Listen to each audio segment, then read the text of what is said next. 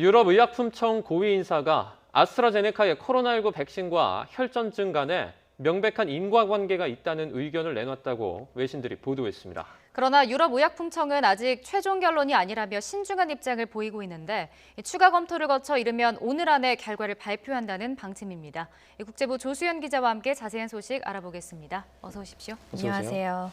이제 그동안 논란이 끊이지 않아 왔는데 일단 인과관계가 있는 쪽으로 무게가 실리는 모양새죠. 네, 그렇습니다. 유럽의약품청의 백신 전략을 총괄하는 마르코 카벨레리 박사가 이탈리아 언론과의 인터뷰에서 말한 내용인데요. 네.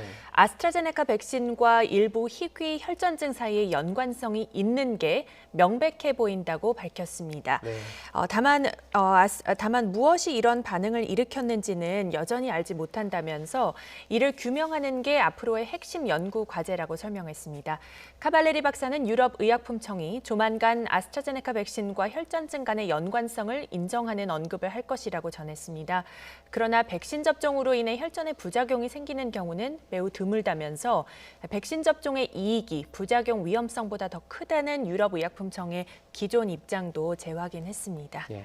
네, 이 카발레리 박사의 이런 언급에 대해서 유럽의약품청은 지금 어떤 반응인 건가요? 네, 유럽의약품청은 아직까지는 매우 신중한 입장을 유지하고 있습니다. 네. 유럽의약품청 대변인은 아직 최종 결론에 도달하지 않았다면서 현재 관련 검토가 진행 중이라고 말했습니다. 검토가 마무리되는 대로 브리핑을 할 예정이라며 그 시점은 7일이나 8일이 될 것이라고 밝혔습니다. 네. 우리 시간으로는 이르면 오늘 밤부터 모레 새벽 사이가 될 것으로 보입니다. 유럽의약품청은 아스트라제네카 백신에 대한 안전성위원회 평가도 진행하고 있는데요. 9일까지 이어지는 회의 기간 안에 새로운 권고안을 내놓을 예정입니다. 세계보건기구 WHO 기자회견에서도 밤사이에 이 사안이 언급됐는데요. 직접 들어보시겠습니다. Happens is that there are a number of committees right now and regulatory agencies and regulatory authorities looking at data, and new data is coming every day and assessing those data. 네, WHO도 유럽의약품청과 마찬가지로 아스트라제네카 백신의 코로나 예방 이익이 부작용의 위험성보다 크다는 입장을 고수하고 있습니다. 네. 하지만 유럽 곳곳에서는 혈전증 사례가 계속 발생하면서 안전성 우려가 여전합니다. 최근 유럽 일부 국가에서는 60세 미만에 대해 아스트라제네카 백신 접종을 제한하거나 다른 백신과의 교차 접종을 권고하고 있고요. 또 새로 들어온 소식은 영국 정부도 30세 이하는 다른 백신을 접종하는 방안을 검토 중인 것으로 알려지고 있습니다. 네. 이런 혈전 우려 때문에 이제 아스트라제네카 백신의 아동 대상 임상 시험도 일시적으로 중단이 됐죠. 네, 그렇습니다. 아스트라제네카는 6세에서 17세 사이의 어린이 300명을 대상으로 2월부터 임상 시험을 진행해 왔는데요. 네. 영국 보건당국이 성인 접종과 혈전 발생 간의 연결고리를 조사하는 동안 이 임상 시험이 중단됐다는 소식입니다. 네. 앤드류 폴러드 옥스퍼드대 교수는 아동 임상 시험 자체에 대한 안전 우려는 없지만 추가 접종을 하기 전에 영국 의약품 규제 당국의 성인 혈전 발생 사례 조사와 관련해 추가 정보를 기다리고 있다고 밝혔습니다. 영국에서는 아스트라제네카 백신 접종 후 혈전 발생 사례가 30건 보고되고 또 이 중 7명이 사망했다는 보건당국 발표가 지난주에 나오면서 경계심이 커지는 분위기인데요.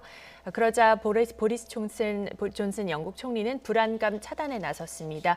존슨 총리는 백신 공장을 방문하고 혈전 우려와 관련해 영국 의약품 규제 당국의 의견을 따르는 게 최선이라면서 그들의 권고는 현재로서는 계속 접종하라는 것이다. 이렇게 강조했습니다. 네, 아스트라제네카 백신 관련 소식은 계속 주목해서 지켜봐야 할 것 같습니다. 자, 그런가 하면 미국 모더나 백신의 경우에는 최소 반년 이상 항체가 유지되는 것으로 나타났다고요? 네, 그렇습니다. 모더나 그리고 미국 국립알레르기 전염병 연구소 등이 공동으로 참여한 연구 결과인데요. 네. 모더나의 코로나19 백신 일상 임상 시험에 참가한 건강한 성인 33명을 분석한 결과 2회 접종 후에 최소 6개월 동안 항체가 지속하는 것으로 나타났습니다. 네. 이 내용은 국제학술지인 뉴잉글랜드 저널 오브 메디슨에 실렸습니다. 연구진은 해당 데이터가 항체의 지속성을 보여준다면서 코로나19 대유행에 대응하기 위해 이 백신을 사용하는 것을 지지한다고 밝혔습니다. 이는 앞서 발표된 화이자 백신의 시험 결과와도 유사합니다. 화이자 백신은 접종 6개월 후에도 91.3%의 높은 예방 효과를 유지한 것으로 나타났습니다. 다만 블룸버그 통신은 모더나 측 발표에 대해서 소수의 일상시험 참가자 혈액 표본을 실험실에서 분석한 것이라는 한계가 있다고 지적했습니다.